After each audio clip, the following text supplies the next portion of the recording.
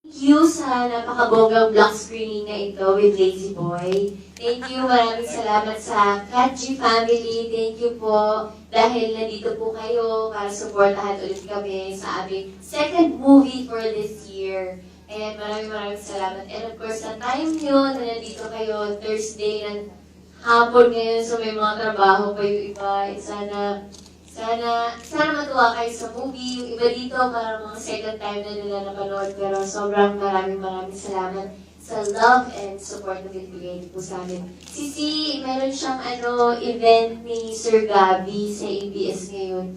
Makanta po siya doon.